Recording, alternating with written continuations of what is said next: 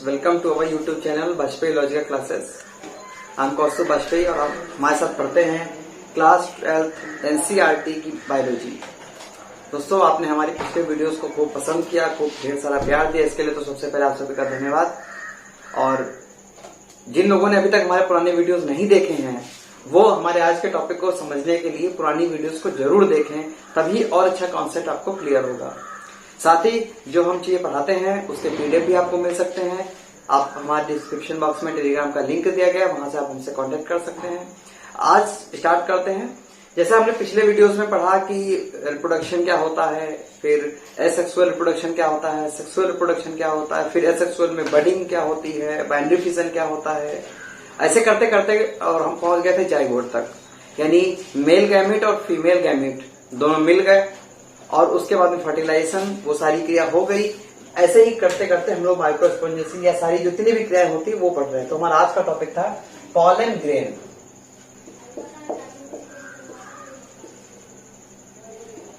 Pollen grain माने pollen grain क्या होते हैं? परागकण। इनको पॉलन ग्रेन भी बोलते हैं, परागकण। हिंदी में क्या बोलेंगे? परागकण। अच्छा, इसको और किस नाम से जाना जाता है? तो इसको माइक्रोस्पोर भी बोलते हैं और माइक्रोस्पोर्स, इनको माइक्रोस्पोर्स भी कहा जाता है, परागकण। अच्छा, नाम में ही लिखा है कण, तो उसका मतलब ये छोटे छोटे कणों के आकार के होते होंगे। अच्छा, और क्या होता है इसके बारे में जान लेते हैं कि जो पॉलन ग्रेन होते हैं इनको कहा जाता है कि ये रिप्रेजेंट किसको करते हैं? ये रिप्रेजेंट करते हैं मेल गैमेटो, यानी जो हमारा मेल गैमेटोफाइट होता है उसको ये करते हैं। ठीक है, यानी हमारे जो पॉलन ग्रेन होते हैं किसको रिप्रेजेंट करते हैं? मेल गैमेटोफाइट्स को रिप्रेजेंट करते हैं। ठीक है। अच्छा, पॉलन ग्रेन की स्टडी करने के लिए एक अलग बायोलॉजी ब्रांच बना दी गई, एक अलग शाखा बना दी गई, जिसको हम लोग कहते हैं PA। ठीक है, इसको बोलेंगे पैलियोनोलॉजी, PALY, पैलियोनोलॉजी। ठीक है, ठीक है। इसमें हम परागकणों का अध्ययन करते हैं। अच्छा, अब इसको जान लेते हैं कि होता क्या है, अभी जानना जरूरी है। तो हम कहेंगे कि लघु बीजाणु या परागकण, लघु बीजाणु या परागकण नर युग्मकोद्भिद की प्रथम कोशिका है। क्या है? नर युग्मकोद्भिद की प्रथम कोशिका। ठीक है। और क्या होता है? यानी इसकी ये प्रथम पहली कोशिका हो गई। इसके साथ ही जो ये होते हैं ये वेरी इन शेप होते हैं। ठीक है, क्या बोलेंगे? वेरी इन शेप्स होते हैं। ठीक है, pollen grains are very in shapes. दूसरी इसकी क्या विशेषता है? Rounded in size, rounded in size, यानी आकृति में कैसे होंगे, आकार में कैसे होंगे? राउंडेड होंगे, यानी गोलाकार होंगे। और कितना इनका साइज होता है? लगभग 25 से 30। ठीक है, ये इनका साइज हो गया। ये हो गया दूसरा पॉइंट, इसको समझ लेते हैं। ठीक है, और ये क्या विशेषता है? ये हैप्लॉइड होते हैं। कैसे होते हैं? पॉलन जो होते हैं वो हैप्लॉइड होते हैं। ठीक है, और इसकी क्या विशेषता है? हम ये बता सकते हैं इनकी जो बॉडी होती है वो यूनिसेलुलर होती है।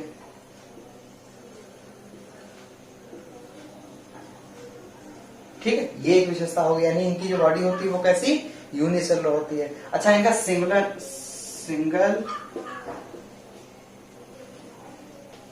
सिंगल न्यूक्लियस होता है। ठीक है, ये भी इनकी एक विशेषता है। इसके अलावा क्या होता है?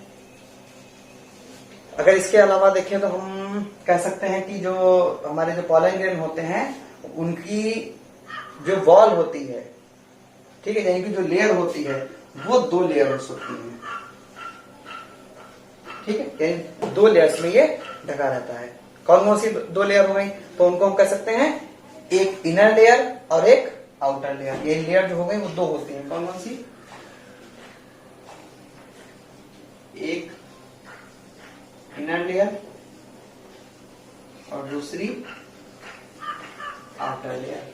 ठीक, इनर लेयर और आउटर लेयर। अच्छा, अब क्या कहेंगे? जो आउटर लेयर होती है, ठीक है, यानी कि जो हमारी आउटर लेयर है, ठीक है। ये कैसी होगी, आउटर लेयर कैसी होती है, तो हम जानते हैं कि जो पॉलन ग्रेन की जो आउटर लेयर होती है वो थिक होती है, ठीक है, थिक होती है। इसको कहते क्या है, तो ये भी जान लेते हैं कि जो हमारे पॉलन ग्रेन की जो आउटर लेयर होती है उसको बोलते हैं एक्साइन, ठीक है। यानी हिंदी में बोले तो बाह्य चूल, ठीक है, ये थिक होती है। अच्छा, अब यही पर जान लेते हैं कि जो इनर लेयर है हमारी ये कैसी होगी, तो जो ये लेयर होती है ये हमारी थिन होती है, ये थिक होती है और ये थिन होती है, यानी मोटी पतली का ये अंतर होता है। साथ ही ये इलास्टिक भी होती है, इलास्टिक को मतलब जैसे हम खींच सकते हैं, यानी ये इलास्टिक भी होती है। अच्छा, और ये भी जान लेते हैं कि इसको तो हमने कह दिया एक्साइन, ठीक है, और इस वाली को बोलेंगे एंटाइन, एंटाइन को बोलते हैं, ठीक है, यानी कि बाह्य चोल, इसको अंतः चोल, अंतः ऐसे लिखा जाएगा, अंतः चोल। तो हिंदी मीडियम वाले बड़ा आसानी से समझ सकते हैं और इंग्लिश मीडियम वाले भी फिर से समझ लेते हैं। क्या लिखा कि जो हमारे परागकण होते हैं यानी जो पॉलन ग्रेन्स होते हैं इनको ही माइक्रोस्पोर्स भी कहा जाता है। अच्छा, ये मेल गैमेटोफाइट्स की प्रथम कोशिका माने फर्स्ट सेल, प्रथम कोशिका होते हैं, ठीक है। साथ ही जो एक ब्रांच है, ये ब्रांच का नाम है जिसमें स्टडी करते हैं वो हमारी ये हो गई पेर्नोलॉजी हो गई। अच्छा, पॉलन ग्रेन्स की खासियत क्या होती है, इनकी जो विशेषता क्या होती है, वो पहली है very shape, rounded in size, माने ऐसे गोल करके राउंडेड इन साइज हो गए, ठीक है, ये हमारा साइज है इनका, हेप्लॉइड हो गए, ठीक है, यूनिसेलुलर बॉडी हो गई इनकी, सिंगल न्यूक्लियस होता है, इनमें 2 लेयर्स होती हैं, एक इनर लेयर और दूसरी आउटर लेयर। जो आउटर लेयर होती है वो थिक होती है, अच्छा, इसको बोलते हैं बाह्य चोल यानी एक्साइन बोलते हैं, और जो इनर लेयर होती है वो मोटी होती है यानी जो थिन होती है, और इलास्टिक उसमें होती है यानी वो खींचने वाली होती है, उसका नाम है एंटाइन माने अंतः चोल। इतनी बातें यहां से निकल के आती हैं। अच्छा, और अगर कहना चाहें तो हम ये भी कह सकते हैं कि ये जो है हमारी आउटर लेयर, अगर हम ये जानना कहें कि काहे की बनी है, तो ये बनी होती है स्पोरोपोलो में, देखो लिख देते हैं यहां पर,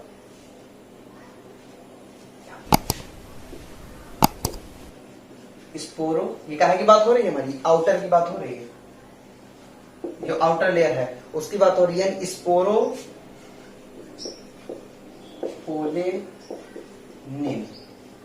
स्पोरोपोलेनिन ये एक रासायनिक पदार्थ होता है यानी केमिकल वैसा होता है पदार्थ जिससे मिलकर के बनती है ये लेयर। कौन सी लेयर, ये वाली एक्साइन। अच्छा, जो दूसरी लेयर है वो कैसे बनी होती है, तो ये सेलुलोज की बनी होती है और पेक्टिन की बनी होती है, यानी जो ये वाली है ये काहे की बनी है,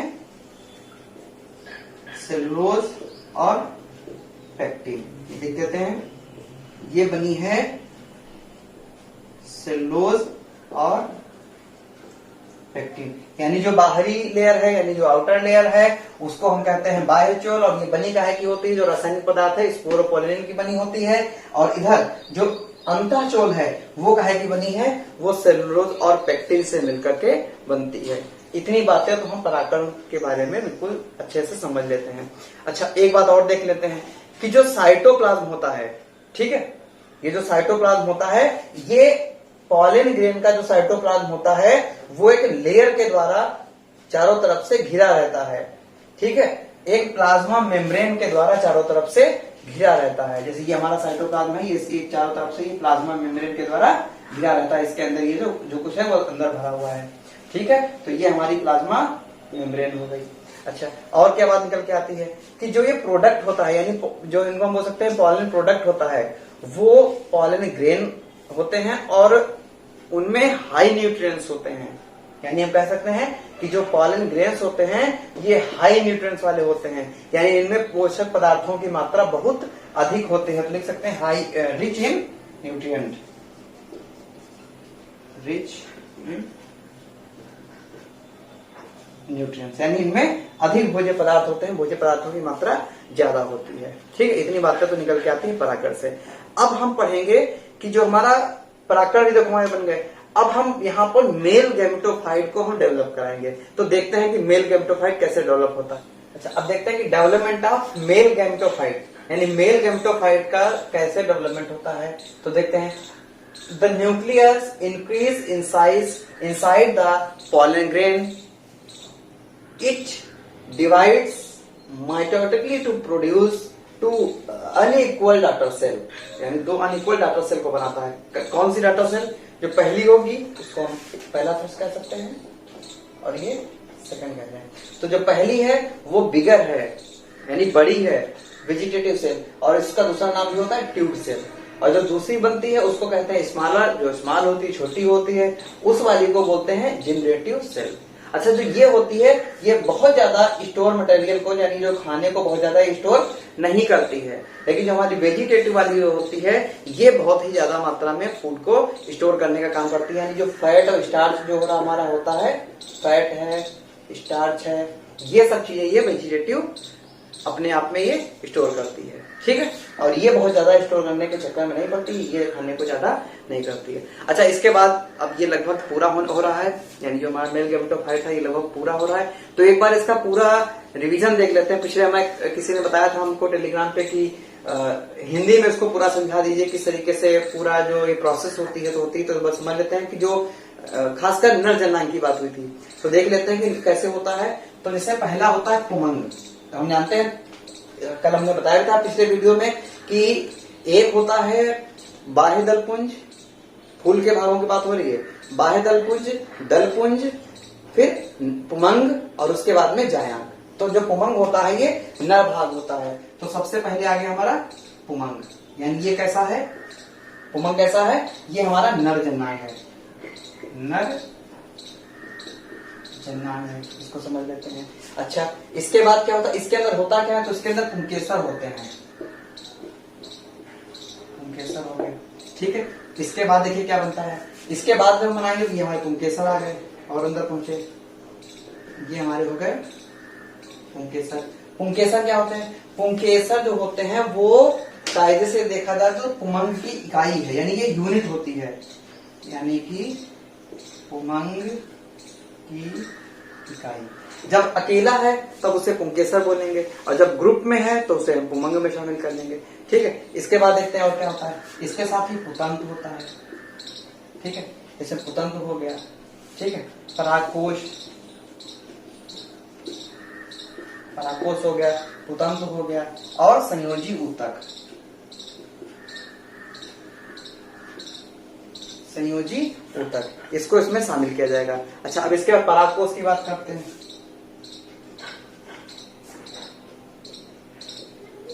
परागकोश, देखो परागकोश क्या होता है, तो परागकोश को हम कह सकते हैं कि ये दो पालियों का बना होता है, ये दो पालियों का बना होता है। अच्छा, होता क्या है, बीजांग धानियां होती हैं, वही जो दो भाग होते हैं उन्हीं को हम कहते हैं बीजांग धानियां, ये क्लियर हो गया। अब इसके बाद परागकोश के अंदर क्या मिल गया, हमें परागकण मिल गए, यानी अंदर पहुंचेंगे तो हमें परागकण मिल गए। अच्छा, परागकण क्या होते हैं, तो परागकण जो होता है वही, जो परागकण होते हैं वही हमारे नर युग्म कोद्भिद, यानी यही जो मेल गैमीट होते हैं,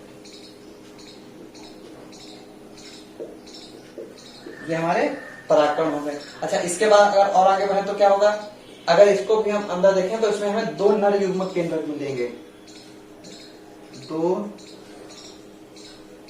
नर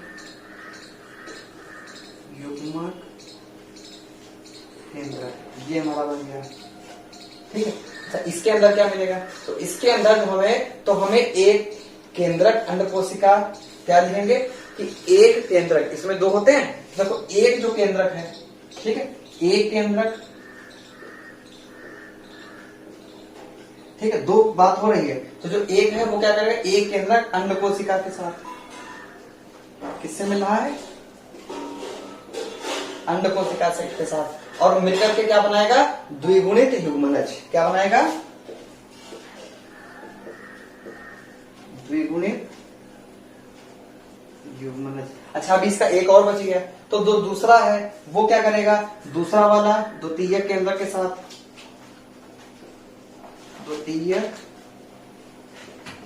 द्वितीय केंद्रक के साथ मिल जाएगा और मिलकर के क्या करेगा, जो ध्रुवीय केंद्रक है किसके साथ मिल रहा है,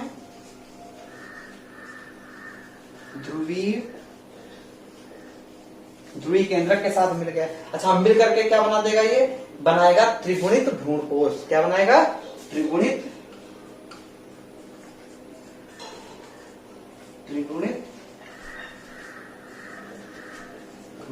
ठीक है। और देखो इसीलिए एक बार पहली बार जो केंद्रक कर रहा है वो एक केंद्रक क्या कर रहा है, अन्य कोशिका से विभाजन करके युग्मनज बना देता है, यानी यही कहलाता है हमारा फर्टिलाइजेशन। ठीक है, दोबारा से इसका जो दूसरा केंद्रक बना वो क्या करेगा, ध्रुवीय केंद्रक के साथ मिलकर के त्रिगुणित भ्रूणपोष मिला लेगा। यानी हम इसमें देख रहे हैं कि 2 बार फर्टिलाइजेशन हो रहा है, यानी जो इसमें निषेचन की क्रिया है वो 2 बार हो रही है। पहली बार अंड कोशिका से द्विगुणित समय होता है, दोबारा से क्या कर रहा है, जो द्वितीय केंद्रक होता है वो ध्रुवीय केंद्रक के साथ मिल जाता है और क्या बना देता है, त्रिगुणित भ्रूणपोष बना देता है। यानी यही 2 बार ही कहलाता है दोहरा निषेचन। इसको हम क्या कहेंगे शॉर्ट में, या दोहरा निषेचन, यानी कि डबल फर्टिलाइजेशन। तो यही होता है डबल फर्टिलाइजेशन। अच्छा, इसके बाद और क्या बनेगा, इसके बाद अगर हम और इसके आगे जाएं तो वर्धी केंद्रक या नली केंद्रक मिलेगा हमें। इसके नीचे और पढ़े तो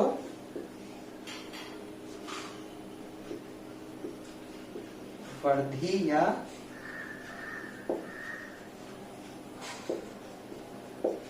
नली केंद्रक। अच्छा भैया, जो ये टेबल है इसी के आगे यहाँ बनी है, ठीक है, ध्यान रखना। पुंमंग, पुंकेसर, परागकोश, परागकण और ये 2 नर युग्मक और इसके बाद पहुंच गया वर्धी या नली केंद्रक। अच्छा, ये क्या करेगा, यही जो होता है, यानी जो नली केंद्रक होता है यही पराग नली का विकास करता है। यानी ये हो गया पराग नली का विकास। ये पूरा जो नर जनन तंत्र था वो हमारा यहाँ से पूरा ये कंप्लीट हो गया। फिर हम बता रहे हैं, देखो पुंमंग जो नर जन्मांग थे, पुंकेसर थे। पुंकेसर क्या होता है, ग्रुप में होता है तो पुंमंग बोलते हैं, अकेला होता है तो पुंकेसर बोलते हैं। इसे स्वतंत्र परागकोश संयोजी ऊतकों से मिलकर बनता है। अच्छा, परागकोश जो होता है ये 2 पालियों में मिलकर बना होता है, दोनों को बोलते हैं बीजाणुधानी। ठीक है, ऐसे डायग्राम भी बना देखा होगा आपने, बाइलोट ऐसे करके होता है। ठीक है, अगर इसको हम बीच से काट दें तो हमें दिखेगा इस तरीके की आकृति में दिखेगी कि इसमें भी 2 चैम्बर बने होते हैं ऐसे। ठीक है, तो ये हमारी बीजाणुधानियां हो गई। इसके बाद क्या होता है, परागकण इसके अंदर भरे होते हैं, इसके अंदर परागकण भरे होते हैं। फिर 2 नर युग्मक केंद्रक होते हैं, एक जो होता है वो अंड कोशिका से के साथ मिलकर द्वितीय युग्मनज बना देता है। द्वितीय केंद्रक जो होता है वो ध्रुवीय केंद्रक के साथ तृतीय भ्रूणपोष बना देता है। और यही भ्रूणपोष परिपक्व जो ये भोजन करने का काम करता है, ये खाना स्टोर कर लेता है और जब ये युग्मनज खाना खाता है इसी को खाता है पहले। ठीक है, इसके बाद जब और आगे बढ़ेंगे तो यहाँ जगह नहीं है इसलिए यहाँ बना दिया वर्धी या नली केंद्रक होता है और ये पराग नली का विकास करता है। ठीक है, आई होप खूब अच्छे से समझ में आ गया होगा। अच्छा, अब बढ़ते हैं आगे और देखते हैं अगला टॉपिक। अगर हमारी वीडियो आपको पसंद आ रही है तो प्लीज लाइक जरूर कर दें, हमारे चैनल को सब्सक्राइब कर दें और अगर आपको पीडीएफ चाहिए इनके हमारे नोट्स के तो हमारे डिस्क्रिप्शन बॉक्स में लिंक दिया गया है टेलीग्राम का, आप हमसे कॉन्टेक्ट कर सकते हैं। आगे बढ़ते हैं और देखते हैं कि ये तो मेल का हमने पूरा पढ़ लिया, आप फीमेल का देखते हैं कैसे होता है। अब बात करते हैं कि female reproductive organ of flower, यानी जो मादा भाग होते हैं, यानी जब बात करते हैं जायांग की। ठीक है, यानी ये फीमेल पार्ट की अब हम बात करने जा रहे हैं। तो देखो जायांग होता क्या है, तो हम कहेंगे कि जो जायांग होता है वो स्त्री केसर का जायांग गुरु बीजाणुधानी या बीजांड तथा भ्रूण कोश से मिलकर बना होता है। ठीक है, फिर से समझ लेंगे, जो हमारा पिस्टल होता है यानी जो स्त्री केसर होता है वो गुरु बीजाणुधानी या ओव्यूल और एम्ब्रियो सैक से मिलकर बना होता है। अच्छा, जायांग एक अंडप कार्पेल युक्त एकांडपी या कई बार अनेक अंडपी होते हैं जिनको हम बहुअंडपी बोलते हैं, यानी दोनों तरीके का हो सकता है, या तो एक अंडपी हो सकता है या बहुअंडपी। ठीक है, एक अंडपी और बहुअंडपी। ठीक है, इनको क्या बोलेंगे, एक अंडपी और बहुअंडपी को। ठीक है, जब एक अंडप है तो एक अंडपी और जब बहुत सारे अंडप हैं तो उसे हम बोलेंगे बहुअंडपी। यानी इसको क्या बोलेंगे, मोनोकार्पेलरी और ये पॉलीकार्पेलरी, इनसे मिलकर के ये बनता है। अच्छा, इसके बाद हम एक अंडप की बात करें। ठीक है, ये तो बात हो गई बहुत है या कम है, लेकिन अगर हम एक अंडक की रचना देखें तो उसमें हमें 3 मुख्य भाग हमको दिखाई देंगे। यानी हम बोलेंगे ईच पिस्टिल कंसिस्ट, 3 भाग हैं हमारे कौन कौन से, stigma, style and ovary. Stigma, style and ovary, 1 2 3, यानी ये 3 भाग हमको दिखाई देंगे, स्टाइल, स्टिग्मा एंड ओवरी। अच्छा, इनका क्या होता है तो हम देख लेंगे कि जो ओवरी होती है ये बनती है ओवरियन कैविटी से, ठीक है।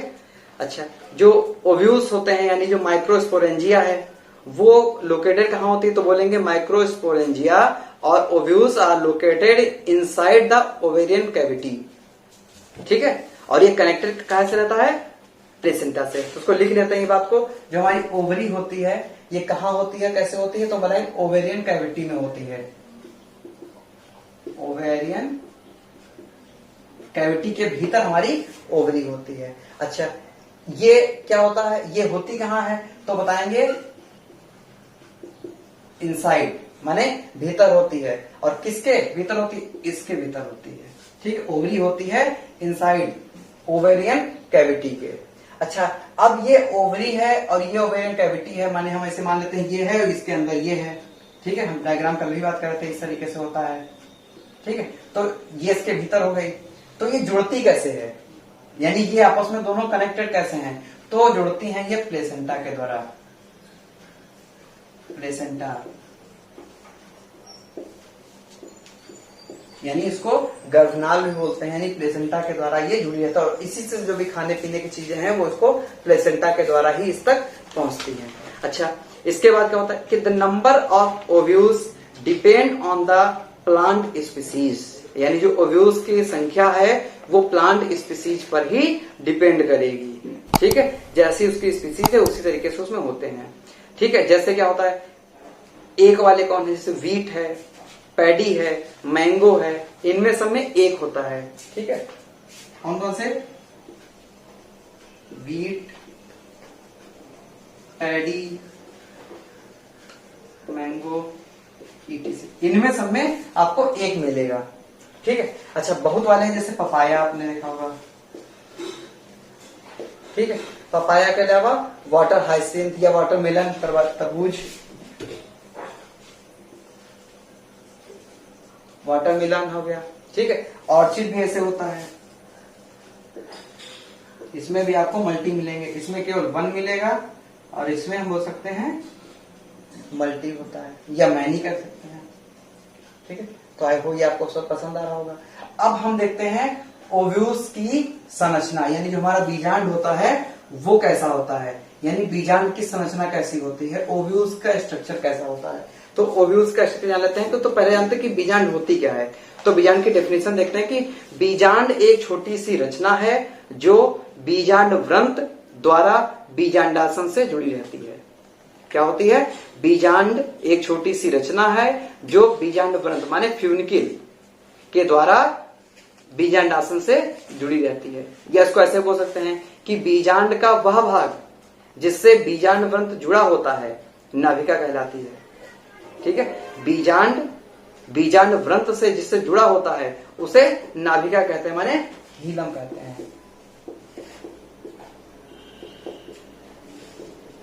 ठीक है। ये क्या होता है, इससे बीजांड जुड़ा होता है, कनेक्टेड होता है किससे, बीजांड व्रंत से, उस वाले पोर्शन को बोलते हैं हम नाभिका, ठीक है। तो उसकी डेफिनेशन देखते हैं क्या होती है। Structure of microsporangium ovule, ovule को क्या बोलते हैं, बीजांड, हिंदी में बोलते हैं इसको बीजांड, ठीक है। यानी हमें बीजांड का स्ट्रक्चर देखना है। तो देखिए बीजांड की अभी हमने परिभाषा बताई भी है, फिर से सुन लीजिए कि बीजांड एक छोटी सी रचना है जो बीजांड व्रंत द्वारा, ठीक है, बीजांड व्रंत द्वारा बीजांडासन से जुड़ी रहती है। अच्छा, डेफिनेशन देखते हैं क्या होती है। इसमें कुछ टर्म्स है हमको हमने नोट कर लिया है कि जैसे ओव्यूल्स, अभी हमने हिंदी में भी बताया था कि जो बीजांड होते हैं वो बीजांड से फ्यूनिकिल से जुड़े रहते हैं, ठीक है, जिससे जुड़े होते हैं उसको हम बोलते हैं प्लेसेंटा। तो वही बात लिखिए, ओव्यूल्स कनेक्टेड विद प्लेसेंटा, यानी प्लेसेंटा से जुड़े रहते हैं, काहे के द्वारा, फ्यूनिकिल के द्वारा। ठीक है, इससे पहला पॉइंट समझ लेते हैं। दूसरा पॉइंट देखिए क्या है कि जहां पर फ्यूनिकिल और ओव्यूल जुड़ते हैं उस वाले हिस्से को कहते हैं, बोलते हैं हीलियम, यानी नाभिका। हिंदी में क्या बोलेंगे इसको, अभी बताया भी था, नाभिका, यानी हो गई नाभिका। तो ये होता है जंक्शन। ठीक है, जो नाभिका होती है वो जंक्शन, यानी ये दोनों आकर के यहीं पर मिलते हैं।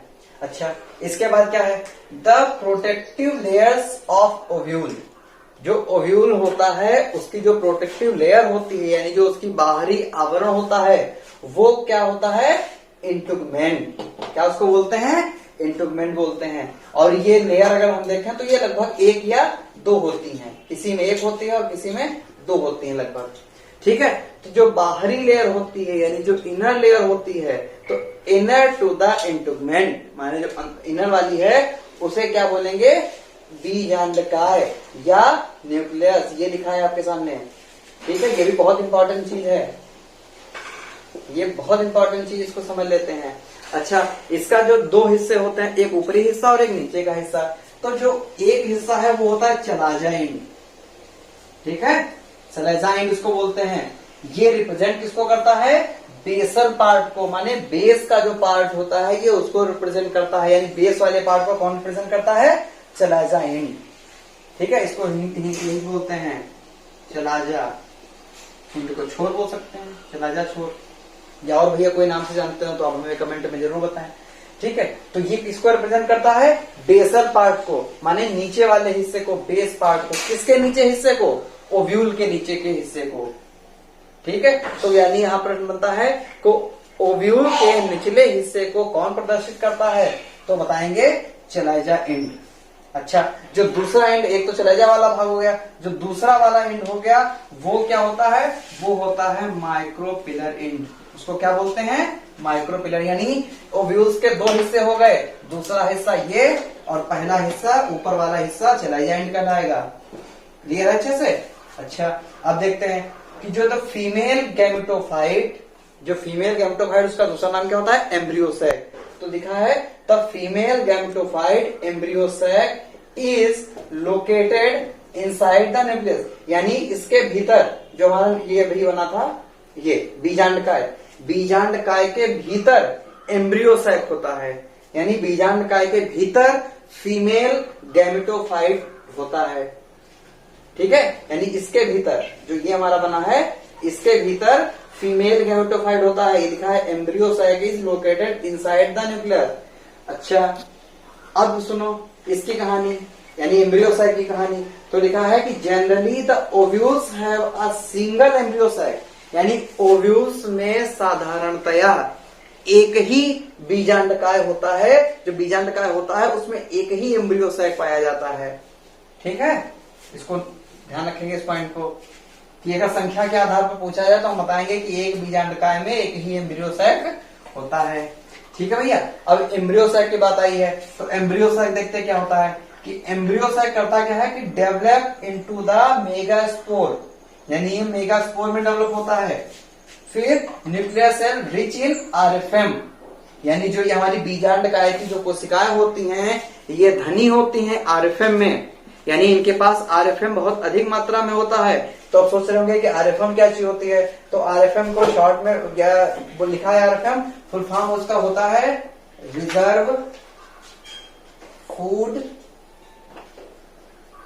मटेरियल, यानी जो खाना ये एकत्र करते हैं, एकत्रित फूड या इकट्ठा फूड यानी स्टोर्ड फूड, वो कहलाता है हमारा आरएफएम। इसको हो सकते हैं स्टोर्ड फूड, ये बढ़िया वर्ड मिल गया, स्टोर्ड फूड।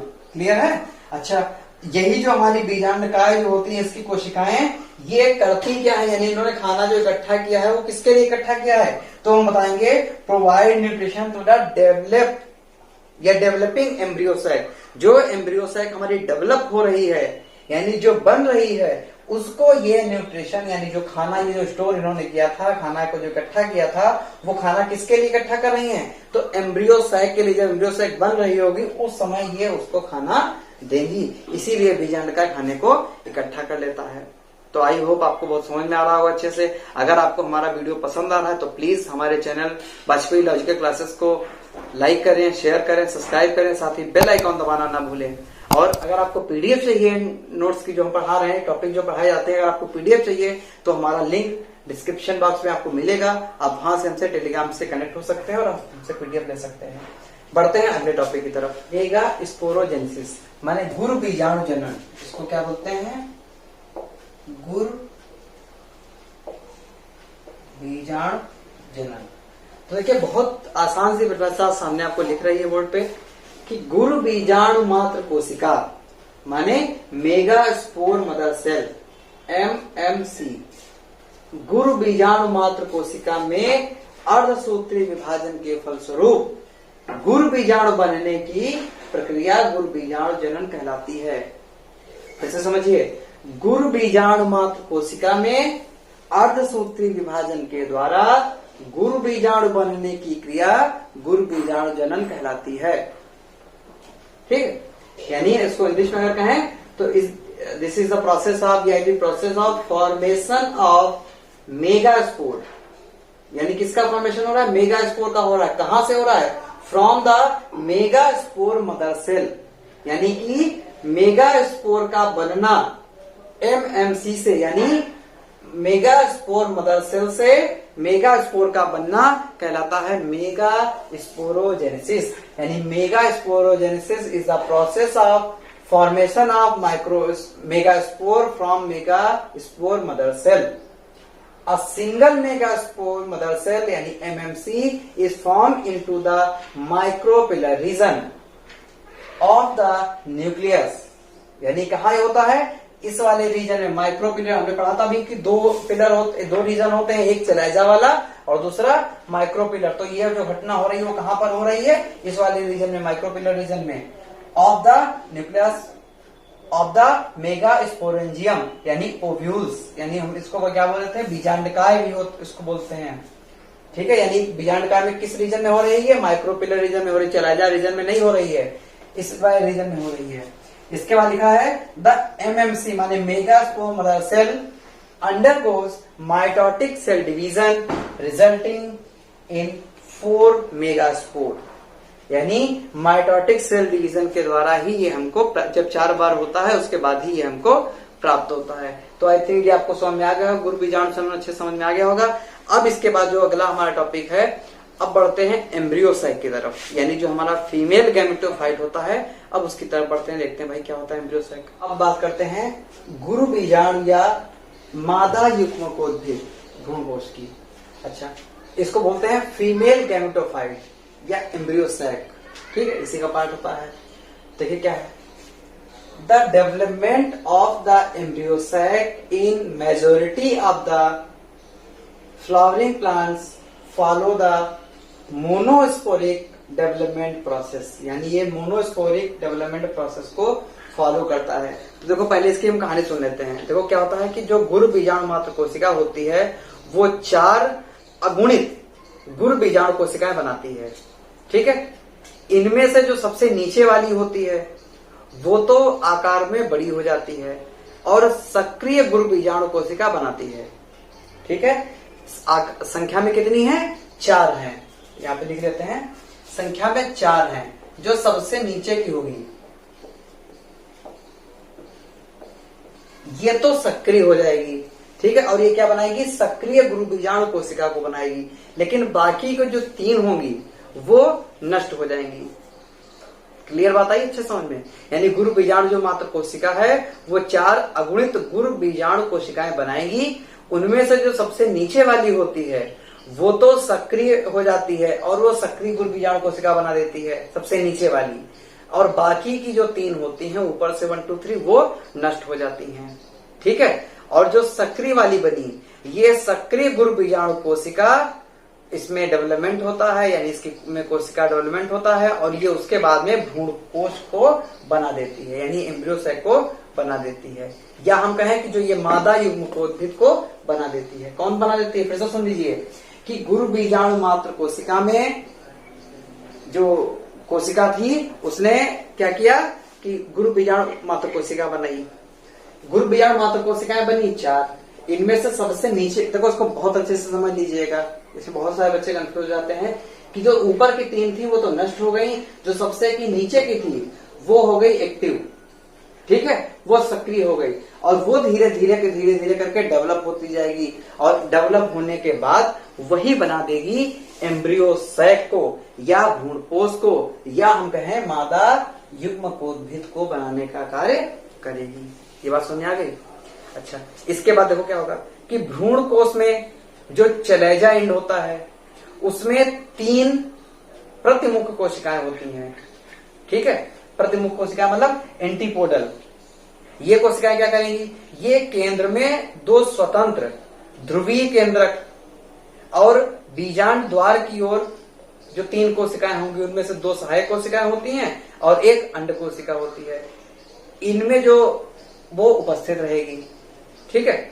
अगर हम सम्मिलित रूप से इन तीनों को एक साथ शामिल कर लें तो कहलाएगी अंड समुच्चय। कौन कौन सी? 3 प्रतिमुख कोशिकाएं, सहायक कोशिकाएं और बीच वाली समुच्चय यानी जो सेंटर वाली होगी, ये तीनों मिलकर के जो बनाती हैं उसको हम लोग कहते हैं अंड समुच्चय, ठीक है। यानी एक जो सामान्य आवृत बीजी जो होता है उसके बीजांड में 8 केंद्रीय व 7 कोशिकीय संरचनाएं होती हैं, ठीक है। और ये भ्रूण कोष की वृद्धि करेंगी, और जो भ्रूण कोष हमारा वृद्धि कर रहा, विकास कर रहा, उसमें इसकी सहायता करेंगी, ठीक है। देखते हैं कैसे। The development of the embryo sac in the majority of the flowering plant follow the monosporic development process, ठीक है। ये प्रोसेस को फॉलो कर रहा है। आउट ऑफ 4, वही आउट ऑफ 4, ये जो थी हमारी ये, ठीक है।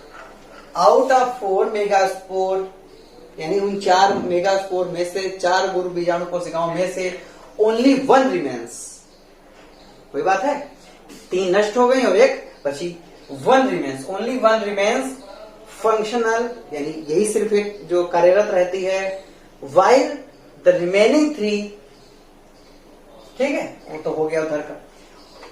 ओनली द फंक्शनल मेगास्पोर, वही जो सबसे नीचे की बची, ये वाली जो है, डेवलप इनटू फीमेल गैमेटोफाइट। हमने बताया कि 4 में से 3 नष्ट हो जाएंगी, 1 बचेगी, वही धीरे धीरे डेवलप होगी, और डेवलप होने के बाद ये बना देगी, यानी फीमेल गैमेटोफाइट हमारा बनकर तैयार हो गया। क्लियर? इसके बाद क्या हो रहा है, जो फंक्शनल मेगास्पोर है वही तीसरे वाली, undergo free nuclear cell division, यानी कोशिकी विभाजन करेगा, केंद्र का विभाजन करेगा, न्यूक्लियर सेल डिवीजन करेगा। क्या बनाएगा? 3 माइटोटिक न्यूक्लियर डिवीजन, 3 बार माइटोटिक डिवीजन करेगा। और क्या बनाएगा? Functional megaspore nucleus gives rise to a 8 nucleate stage, यानी 8 केंद्र की बना देगा। 8, ध्यान रखेंगे,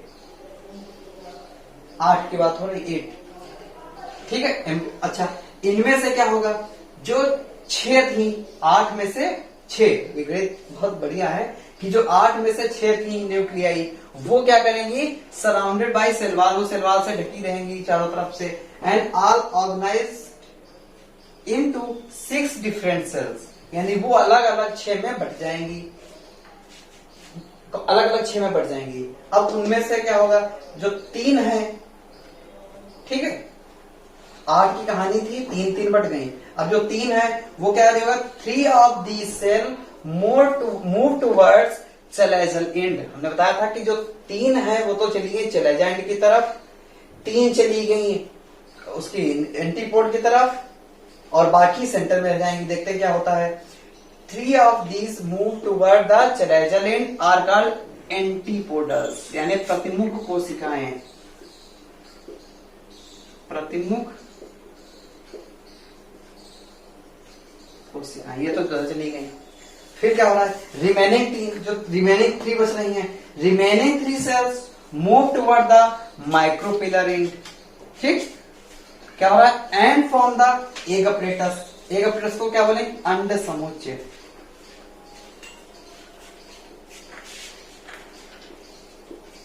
ठीक, ये अंड समुच्चय बना देगी, ठीक है। इसके बाद क्या है, 3 इधर चली गई, 3 इधर चली गई, अब बच रही है 2, तो लिखा है द रिमेनिंग 2 न्यूक्लियाई, जिनको हम पोलर न्यूक्लियाई बोलते हैं, माने ध्रुवीय केंद्रक बोलेंगे इनको, ध्रुवीय केंद्रक। देखो भैया, नीचे वाली जो है, जो चरैजर एंड वाली जो होती है, एक हो गई, वो तो हो गए प्रतिमुख कोशिकाएं। दूसरी वाली बना रही है अंड समोच्च, और तीसरी वाली जो बना रही है ध्रुवीय केंद्रक। ठीक है, polar nuclei are placed into the large center cell, यानी सेंटर सेल जो है वो हो गई ये वाली, एक तरफ हो गई ये वाली और दूसरी हो गई ये। तो इनको ऐसे नंबरिंग कर लेते हैं, 1 2 ये 3 हमारी बनके तैयार। और यहाँ से हमारी जो कथा है, जो रामायण है, उसका दूसरा अध्याय शुरू होता है। यानी हमारा जो मेल वो भी पूरी तरीके से तैयार, फीमेल वो भी पूरी तरीके से तैयार। पॉलन ग्रेन्स बन चुके हैं, पक चुके हैं, तैयार हैं। अब कमी है तो सिर्फ पॉलिनेशन की। यानी समस्या तो ये है कि इधर मेल भी तैयार हो चुका है, रेडी है, इधर फीमेल भी रेडी हो चुकी है, पढ़ चुके हैं दोनों को। अब जाना है मेल को फीमेल की तरफ, तो भैया जाए कैसे? कैसे पहुंचे? तो यही पहुंचना कहलाता है पॉलिनेशन, यानी परागकण।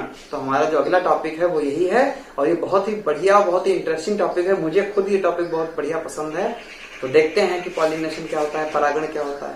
परागण, ठीक है, यानी पॉलिनेशन। तो क्या होती है पॉलिनेशन? बिल्कुल सिंपल सी डिफिनेशन आपके सामने लिखी है, और हम शुरू से बोलते हैं कि परागकणों का परागकोश से निकलकर पुष्प के वर्तिकाग्र तक पहुंचना परागण कहलाता है। The transfer of pollen grains to the stigma of the pistil of the same flower or another flower is called pollination। यानी किसी पुष्प के पुंकेसर से उसी पुष्प या उसी जाति के किसी अन्य पुष्प के वर्तिकाग्र तक परागकणों के पहुंचने की क्रिया को परागण कहते हैं। Transfer of pollen grains to stigma of the pistil of the same flower or another flower is known as pollination। This process occur with the help of external agent। हमने बताया है कि अभी कहा भी था हमने इस बात को कि ये पॉलिनेशन की क्रिया को कराने के लिए हमें किसी न किसी एजेंट की आवश्यकता होगी, किसी न किसी माध्यम की आवश्यकता होगी। यही बात हिंदी में लिखी है कि किसी पुष्प के पुंकेसर से उसी पुष्प के या उसी जाति के अन्य पुष्प के वर्तिकाग्र तक परागकणों के पहुंचने की क्रिया परागण कहलाती है। या और आसान से कह दें तो कहेंगे परागकणों का परागकोश से निकलकर पुष्प के वर्तिकाग्र तक, या वही पुष्प हो या उसी की जाति का कोई दूसरा पुष्प हो, तो परागकणों का परागकोश से निकलकर पुष्प के वर्तिकाग्र तक पहुंचने की क्रिया पॉलिनेशन कहलाती है। Is known as pollination. The transfer of pollen grain to the stigma of the pistil the same flower or another flower is known as pollination. अच्छा, अब बात आती है कि जब हमने ये बात लिखी है एक्सटर्नल एजेंट, यानी ये 2 तरीके के हमें चाहिए हैं। यानी यहीं से पता चल गया कि इसको कराने के लिए हमें किसी न किसी माध्यम की आवश्यकता होती है। तो देखते हैं टाइप्स ऑफ पॉलिनेशन। तो टाइप इसके होते हैं 2 तरीके होते हैं। पहला सेल्फ पॉलिनेशन, ठीक है, सेल्फ पॉलिनेशन मतलब जब खुद हो, स्वयं से हो, यानी कि इसको बोलते हैं स्वपरागण। इसका दूसरा नाम होता है ऑटोगैमी। ऑटोगैमी माने स्वपरागण, यानी इसमें किसी की आवश्यकता नहीं पड़ रही है, ये खुद से हो रहा है। और दूसरा वाला जो होता है ये कहलाता है क्रॉस पॉलिनेशन।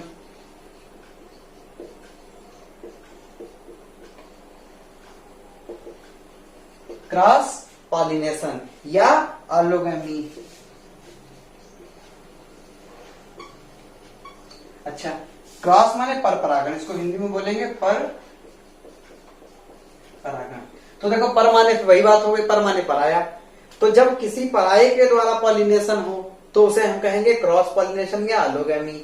और जब खुद से हो जाए, फूल में, फ्लावर में खुद से अपने आप से हो जाए, तब उसे हम बोलेंगे सेल्फ पॉलिनेशन या स्वपरागण या ऑटोगैमी। तो अगर हम यहाँ से सेल्फ पॉलिनेशन की डेफिनेशन जानना चाहें तो क्या निकलेगा? बिल्कुल बताया कि जब किसी पुष्प के परागकण उसी पुष्प के परागकोश से निकलकर उसी पुष्प या उसी पौधे के अन्य पुष्प के वर्तिकाग्र पर पहुंचे तो ये कहलाएगा स्वपरागण। यानी क्या बोलेंगे इसको? Pollen grains is transfer from the anther to the stigma of the same flower. Clear है? फिर से सुन लीजिए। pollen grains is transferred from the anther to stigma of the same flower, तब ये कहलाएगा स्वपरागण। हिंदी में बोले तो किसी पुष्प के परागकणों का या किसी पुष्प के परागकोश से परागकणों का निकलकर उसी पुष्प या उसी पौधे के किसी अन्य पुष्प तक पहुंचने की क्रिया स्वपरागण होती है। यानी इसमें किसी की सहायता की आवश्यकता नहीं होती है, किसी की हेल्प की आवश्यकता नहीं होती है। लेकिन जब क्रॉस पॉलिनेशन की बात करेंगे तो इसमें किसी की आवश्यकता होती है। ठीक है, तो अब ये देखते हैं कि जो सेल्फ पॉलिनेशन होता है इसके क्या लाभ हैं और क्या इससे नुकसान है। तो देखो, सबसे बड़ा फायदा यह है कि इसमें किसी मीडियम की आवश्यकता नहीं पड़ती है। ठीक है, यानी anther and stigma lies close to each other, यानी इन वालों में जो हमारा एंथर होता है, जो स्टिग्मा होता है, ये दोनों पास पास ही होते हैं। यानी ऐसा नहीं होता है कि एक दूर लगा है और दूसरा कहीं दूर लगा है, ये दोनों एक ही पास होते हैं, यानी एक पास होते हैं, लाइज ईच अदर क्लोज। ठीक है, दूसरा क्या फायदा है कि pollen grains directly on the stigma, ठीक है, अपॉन पॉलन डिस्पर्सन, यानी जैसे ही परागकोश वाली जो थैली है, यानी जो पॉलन ग्रेन की जो थैली है, वो जैसे ही फटेगी वो पॉलन ग्रेन्स सीधे जाकर के स्टिग्मा पर अपने आप से गिर जाएंगे, किसी की जरूरत, किसी के एहसान की जरूरत नहीं है। अच्छा, फिर क्या होता है, वही बात है कि no need for pollinating agent, pollinating agent की भी जरूरत इसको नहीं है, ये खुद ही काम कर लेता है। No chance for cross pollination, यानी क्रॉस पॉलिनेशन के लिए कोई मौका नहीं रहता है, खुद ही थैली फट गई, खुद ही परागकोश से निकले, खुद ही अपने आप स्टिग्मा पहुंच गए, किसी के एहसान नहीं दिया, हो गया स्वपरागण, यानी सेल्फ पॉलिनेशन। ठीक है, अच्छा, अब देखिए, हम जानते हैं कि जो जिसका सबसे बड़ा फायदा होता है वही उसके नुकसान होता है। तो इसका नुकसान भी देखो क्या है सबसे बड़ा, कि जब परागकण थैली से निकले और स्टिग्मा पर गिर गए तो जो नई जाति डेवलप होगी, यानी जो ब्रीड तैयार होगी, जो फसल तैयार होगी, अगली जो बीज बनेंगे, उसके जो लक्षण होंगे वो हूबहू अपने पिता के जैसे होंगे या पिता के जैसे ही लक्षण पाए जाएंगे, उनमें नया लक्षण नहीं होगा। जैसे लाल गुलाब का फूल है तो उसमें लाल ही गुलाब होंगे, है ना, या मोटे गेहूं का बीज है तो उसमें मोटा गेहूं ही आएगा या मोटा दाना आएगा, इस तरीके का। ये सबसे बड़ा इसका नुकसान है। दूसरा इसका नुकसान ये है कि जब स्वपरागण अपने आप हो रहा है तो इसमें कुछ और होता है, ऐसे due to the self pollination variation may not be created, यानी इसमें वेरिएशन की तो कोई संभावना नहीं रहती है। दूसरा क्या है, prevent the evolution of genetically superior variety, यानी इसमें नई जाति की बनने की कोई गुंजाइश नहीं रहती, यानी जो इसमें जाति पुरानी चल रही थी वही जाति चलती रहेगी। ठीक है, लेकिन इसका एक और बढ़िया फायदा क्या है, पहला फायदा यह है कि इसमें किसी के एहसान की जरूरत नहीं है, किसी के डिपेंड रहने की जरूरत नहीं है। दूसरा ये है कि इसमें पॉलन ग्रेन ज्यादा बने ना, मैंने कम बने तो भी हो जाएगा। तब कैसे हो जाएगा कि जैसे मान लिया आपको हम यहाँ से कोई चीज भेजते हैं, माने सरसों के दाने आपको हम मुट्ठी में दे दें और कहते भैया आप ले जाइए, किसी को दे दीजिए जाके, तो जब आप उसको लेकर के आपके हाथ भेजेंगे तो पहले तो कुछ हमारे ही हाथ में नष्ट हो जाएंगे, गिर जाएंगे, जब से गिर जाएंगे। फिर जब आप उनको लेके जाएंगे तो हो सकता है आपसे भी वो रास्ते में कुछ गिर जाए, या जिस बर्तन में लेके जाए उसी बर्तन में लगे रहे, तो उनके नष्ट होने की संभावना ज्यादा रहेगी, इसलिए आपको ज्यादा देना पड़ेगा। ठीक है, लेकिन सेल्फ पॉलिनेशन में क्या हो रहा है कि जब खुद ही सारी क्रियाएं हो रही हैं तो इसमें ज्यादा परागकणों को बनने की भी जरूरत नहीं होती है, कम बनेंगे तो भी इनका काम चल जाएगा। अच्छा, इसी के ठीक उल्टा है क्रॉस पॉलिनेशन। क्रॉस पॉलिनेशन में क्या होता है कि इसमें इसको एहसान देने की जरूरत है, यानी इसमें जो पॉलन ग्रेन है वो अपने फूल से निकलकर अपने खेत में या जो गार्डन है उसके अन्य फ्लावर्स तक ये पहुंचेगा। ठीक है, तो इसको पहुंचने के लिए भी किसी की सहायता की जरूरत होगी, वो सहायता देखते हैं कौन कौन करेगा, इनकी मदद कौन कौन करेगा। ठीक है, तो इस वाले को बोलते हैं एलोगैमी। यानी क्रॉस पॉलिनेशन में अगर हम डेफिनेशन जानना चाहें, स्वपरागण में तो हमने कह दिया कि जब खुद ही से हो जाए परागण तो वो कहलाता है स्वपरागण। और इसकी क्या डेफिनेशन कहेंगे तो बनेंगे जब परागकण समान जाति के दूसरे पादपों के मध्य या दूसरी जाति के मध्य होता है, यानी जब परागण दूसरी जाति के मध्य होता है या दूसरे पौधों के मध्य होता है तब इस प्रकार का परागण स्वपरागण होता है। लेकिन जब उसी जाति के यानी उसी जाति के या उसी पेड़ के फूलों के द्वारा होता है तो वो होता है स्वपरागण। और जब दूसरे पेड़ के फूल से हो या दूसरी जाति से हो तो वो कहलाता है पर परागण यानी क्रॉस पॉलिनेशन। ठीक है, अच्छा इसको जीनोगैमी भी बोलते हैं, पर परागण को जीनोगैमी बोलते हैं।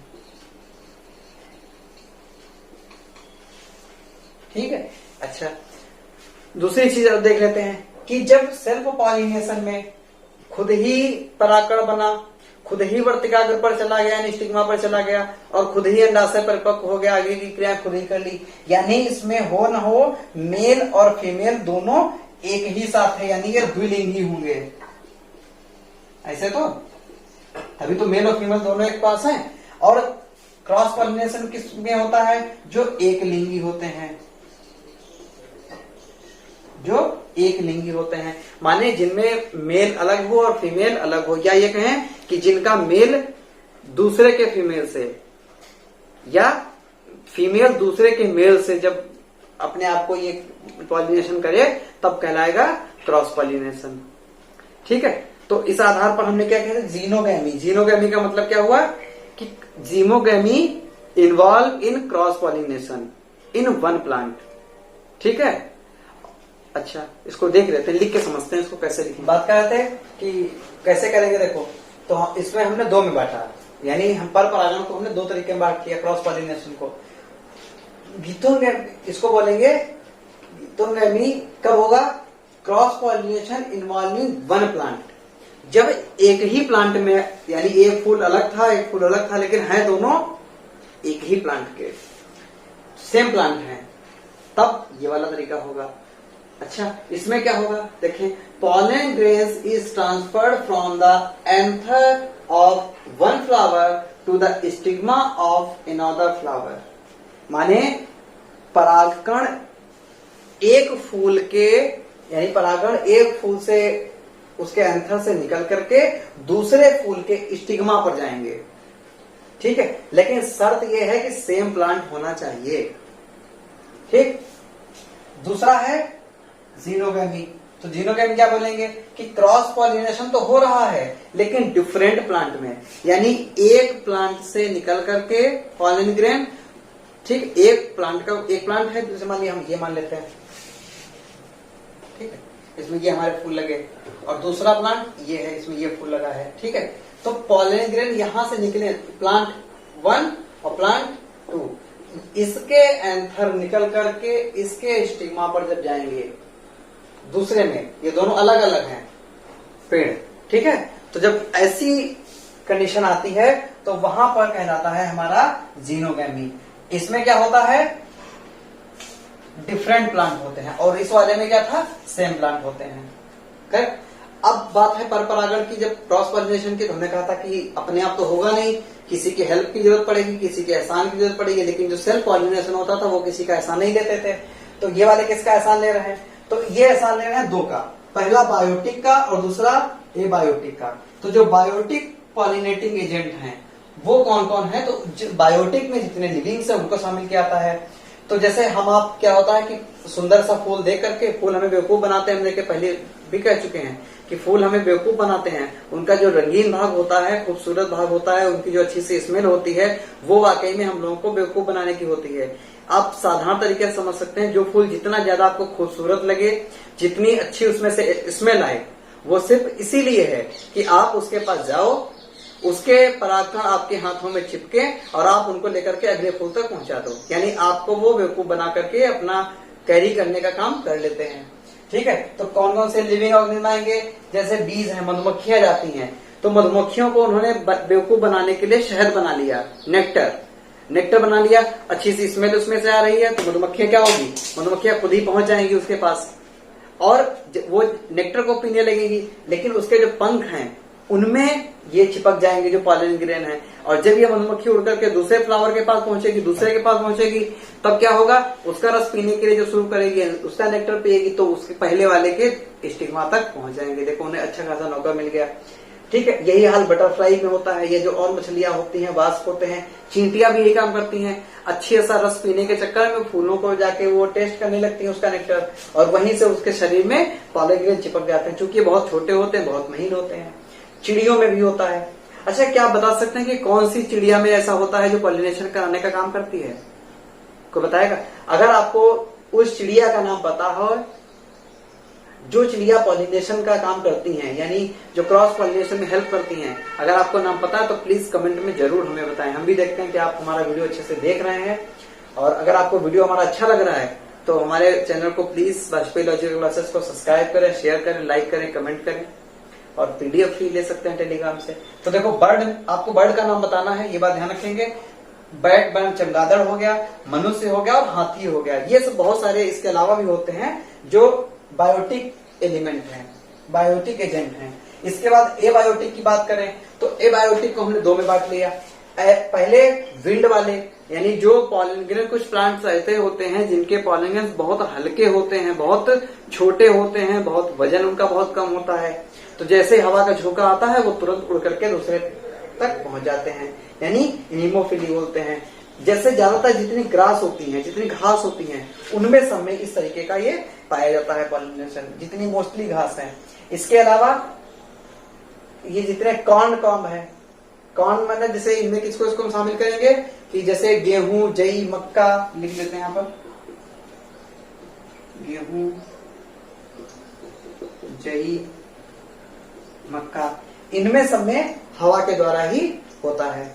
ठीक है। इसके बाद वाटर के द्वारा, कुछ ऐसे होते हैं जो प्लांट जो पानी में रहते हैं, लगभग 30 तक प्रजातियां ऐसी होती है जो पानी में रहती हैं, हाइड्रोफिल हो गई। ठीक है। इनमें कैसे कौन कौन आ गए, इनमें आ गया जो स्ट्राइल, ये क्या होता है, ये एक तरीके की समुद्री घास होती है। इसके बाद ये आ गया आपका, इसको क्या पढ़ेंगे, नयास, नयास आ गया। इसके बाद वेलिसिनेलिया और ये हाइड्रिला, यानी इनमें सब में जो पाया जाएगा वो पाया जाएगा एबायोटिक वाला।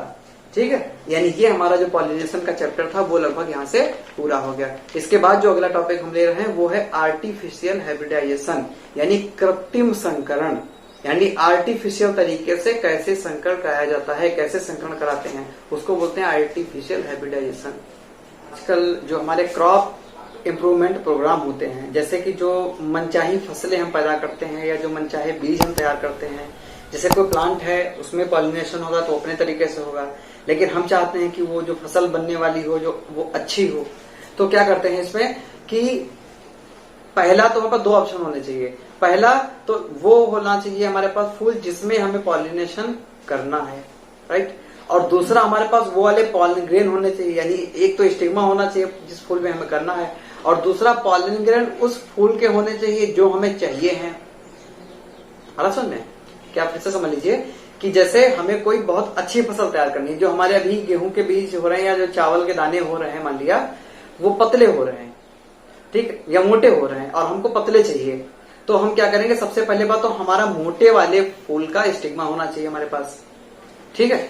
और जो पतले वाले जो हमारा पेड़ है या जो पतला वाला बीज है जो उसका पॉलिन ग्रेन हम ले आए और उसको ला करके जब आर्टिफिशियल तरीके से हम उनमें जो पॉलिनेशन कराते हैं तब वो कहलाता है आर्टिफिशियल हाइब्रिडाइजेशन या कृत्रिम संकरण। इसे मनुष्य जबरदस्ती करवाता है, या यूं कह लें कि आजकल कम जगह में जो आपको ज्यादा फसल देखने को मिलती है या कम मेहनत में अच्छी फसल तैयार होने वाले जो पेड़ आपको दिखते हैं, कम बीमार होने वाले पेड़ दिखते हैं, वो इसी की देन है, कृत्रिम संकरण की। और सबसे ज्यादा इसको आजकल साइंटिस्ट इसी में ढूंढ रहे हैं जो हमारे कृषि वैज्ञानिक हैं।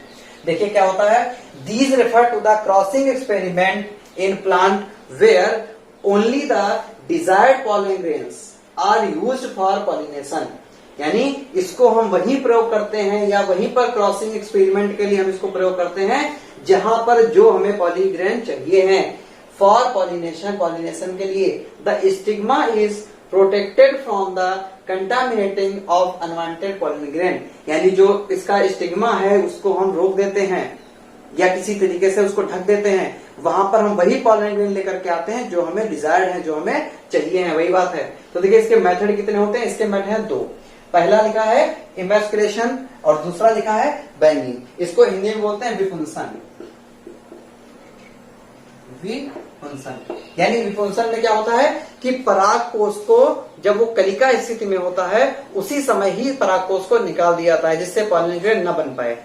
ठीक है। यानी इसमें एक ही जनक रह जाता है, जो फूल है हमारा वो सिंगल पैरेंट रह जाता है। और दूसरा है बैगिंग, यानी ये है थैलीकरण इसको बोलते हैं, बैगिंग में मतलब क्या हुआ कि इसमें किसी प्लास्टिक के या किसी अन्य तरीके के कागज से या पॉलीथीन से हम परागकोश को बंद कर दें, बांध दें, जिससे पॉलिन ग्रेन बाहर न निकलने पाए। इसमें क्या किया जाएगा, थैली से परागकोश को ही थैली से बांध दिया जाएगा और तब तक वो बंधा रहेगा जब तक कि फल का निर्माण नहीं शुरू हो जाता है। यानी तब तक इन फूलों को उसी थैली में बांध के जो परागकोश है उसको उसी में रखते हैं। ठीक है, आई थिंक ये बहुत अच्छे से क्लियर होगा। अब जो हमारा आज का लास्ट टॉपिक है उसकी तरफ बढ़ते हैं और वो है दोहरा निषेचन यानी डबल फर्टिलाइजेशन। आपको अगर हमारा वीडियो पसंद आ रहा तो प्लीज हमारे चैनल को लाइक करें, शेयर करें, सब्सक्राइब करें और हमारे पीडीएफ लेने के लिए आप भी हमसे डिस्क्रिप्शन बॉक्स में जाकर टेलीग्राम का लिंक देख सकते हैं, वहां से हमसे बात कर सकते हैं। जो क्वेश्चन पूछे आते हैं उन्हें कमेंट बॉक्स में जरूर बताएं। अब बढ़ते हैं आज के लास्ट टॉपिक डबल फर्टिलाइजेशन यानी दोहरा निषेचन की तरफ। तो देखो दोहरा निषेचन क्या होता है कि हम जानते हैं कि एक तो नर युग्मक, दो होते हैं नर युग्मक, तो जब पहला नर युग्मक अंड कोशिका से मिल जाता है तो बना देता है युग्मनज। माने कि जो पहला मेल गैमीट होता है वो एग सेल के साथ मिलकर के जायगोट बना देता है। ठीक है, ये तो समय होता है। और दोबारा से क्या होता है कि जो दूसरा मेल गैमीट होता है ये सेकेंडरी यानी द्वितीय केंद्रक के साथ मिलकर के प्राथमिक भ्रूणकोश बना देता है यानी प्राइमरी एम्ब्रियो सैक बना देता है। यही कहलाता है दोहरा निषेचन। देखो क्या होता है, the pollen tube release two male gamete in cytoplasm यानी जो पॉलन ट्यूब होती है ये दो मेल गैमीट को साइटोप्लाज्म में छोड़ती है। फिर क्या होता है, one male gamete fuse with nucleus of the egg forming a diploid cell. ठीक है, यानी ये एन और ये एन मिलकर के 2n वाला ये हो गया, यानी एक एन इससे आया एक एन इससे आया, दोनों जुड़कर के 2n का जायगोट बना दिया। ठीक है, दिस इवेंट कॉल्ड फर्टिलाइजेशन और सिंगली, ये तो हम पीछे भी पढ़ के आए थे। अच्छा, आज यहाँ पर एक नया पॉइंट और जुड़ रहा है। क्या हो रहा है कि जो दूसरा बच गया यानी the remaining male gamete fuse with the two polar nuclei, दो ध्रुवीय केंद्रकों के साथ मिल करके जब वो मिलता है और बना देता है प्राइमरी एंडोस्पर्म न्यूक्लियस यानी PEN, प्राथमिक भ्रूणकोश कोशिका को बना देता है, तब ये कहलाता है फिनोमिना जो होता है ये कहलाता है ट्रिपल फ्यूजन। ठीक है, और इसमें 3 डिप्लॉयड न्यूक्लियस शामिल होते हैं और इसमें हैप्लॉइड शामिल होते हैं और इसमें डिप्लॉयड शामिल होते हैं। अच्छा, as there are the two fertilization event taking place at the same time in the embryo sac यानी एम्ब्रियो सैक में दो घटनाएं एक ही साथ फर्टिलाइजेशन की जब हो रही हैं तो यही फिनोमिना कहलाता है डबल फर्टिलाइजेशन। दो फिनोमिना कौन है, ऐसे समझते हैं कि देखो प्रथम नर युग्मक, प्रथम नर युग्मक माने N। ठीक है, ये किसके साथ जुड़ेगा अंड कोशिका के साथ, अंड कोशिका, ये भी N है, बनाएगा क्या युग्मनज। माने कि मेल गैमीट, पहला मेल गैमीट एग सेल के साथ मिलकर के जायगोट बना देगा। ठीक है, ये प्रोसेस आप याद रखिए। ठीक है, दोबारा से क्या हो रहा है, यानी दूसरा नर युग्मक, यानी यहां लिख दें दूसरा नर युग्मक, ये किसके साथ मिल रहा है, ये मिल रहा है द्वितीय केंद्र के साथ, ये मिल रहा है द्वितीय केंद्र के साथ और बनाएगा क्या, यानी ये किसका निर्माण करेगा, ये तो जो एक्चुअल में जो होता है फर्टिलाइजेशन वो तो ये है, इसको हम कहते हैं ट्रू फर्टिलाइजेशन या सत्य निषेचन इसको हम बोलते हैं। क्या बोलेंगे इसको, सत्य निषेचन, हिंदी में बोलेंगे सत्य निषेचन यानी ट्रू फर्टिलाइजेशन। यही होता है फर्टिलाइजेशन कि नर युग्मक अंड कोशिका के साथ मिलकर के युग्मनज बना दिया। अच्छा, यहाँ पर क्या हो रहा है कि दूसरा नर युग्मक द्वितीय केंद्र के साथ मिलकर के बना देता है प्राथमिक भ्रूणकोश केंद्रक, प्राथमिक भ्रूणकोश केंद्रक। ठीक, तो देखो यहां पर भी 2 बार निषेचन हो गया।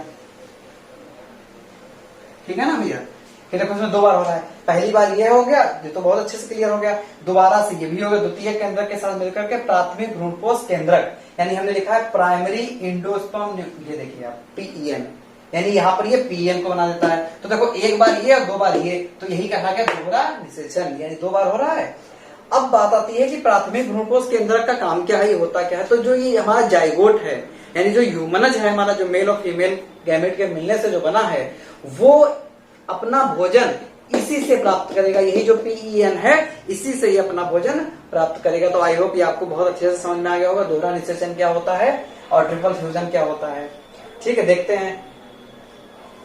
ठीक है, यहाँ ये तो लाइन क्लियर हो गई। The central cell after triple fusion become primary endosperm cell and develop into endosperm, यानी एंडोस्पर्म में बदल जाएगी। The zygote divide into the develop to the embryo, यानी जो जाइगोट हमारा था वो एम्ब्रियो में बदल जाएगा। ठीक है, ये क्लियर है। जो जाइगोट है वो कहाँ में बदलना शुरू हो जाएगा, एम्ब्रियो में। यहां से हमारा ये भी समापन हो गया। अब इसके बाद हम तीसरा वाला पॉइंट देखते हैं कि पोस्ट, देखो 3 थी, प्री फर्टिलाइजेशन, फर्टिलाइजेशन और पोस्ट फर्टिलाइजेशन। पिछले वाले जो प्री था वो पहली वीडियो में पढ़ चुके, आज फर्टिलाइजेशन पढ़ा और पोस्ट फर्टिलाइजेशन देख लेते हैं। तो फर्टिलाइजेशन के बाद में कौन सी क्रियाएं हो रही हैं, तो इनमें हो रहा है इंडोस्पर्म का डेवलपमेंट, यानी इंडोस्पर्म का डेवलपमेंट हो रहा है, एम्ब्रियो का डेवलपमेंट होगा। इसके बाद में nutrition of ovules in seed में क्या है, मेच्योरेशन, सॉरी, ये मेच्योर कहाँ में हो जाएगा, ओव्यूल जो बदल जाएगा वो सीड में बदल जाएगा और जो ओवरी है वो फल में बदल जाएगी। आपको अच्छे से समझ में आ गया होगा आई होप ये टॉपिक। और फिर हम वही बात कहेंगे कि अगर आपको हमारा चैनल पसंद आ रहा तो प्लीज लाइक शेयर सब्सक्राइब करना ना भूले, साथ ही बेल आइकॉन जरूर दबा लें।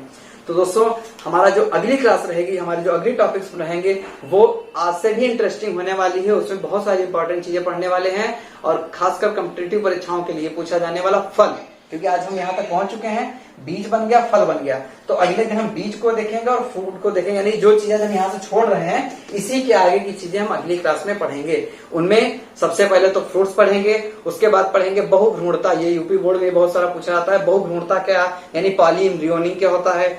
इसके बाद अनिषेक जनन यानी पार्थिनोजेनेसिस क्या होता है। इसके अलावा एम्फीमिक्सिस क्या होता है। ऐसी तमाम बहुत अच्छे अच्छे टॉपिक्स हैं जिनको हम पढ़ करके और फिर पढ़ेंगे जो हमारे ह्यूमन रिप्रोडक्शन है उसकी तरफ। यानी अभी तक जो हम प्लांट की तरफ बढ़ रहे थे, अब हम बढ़ेंगे अगली वीडियो में ह्यूमन की तरफ। तो प्लीज हमारे चैनल को इसी तरह प्यार देते रहे और जो भी आपके डाउट्स हो उन्हें हमें कमेंट्स में जरूर पूछते रहें। थैंक यू, धन्यवाद।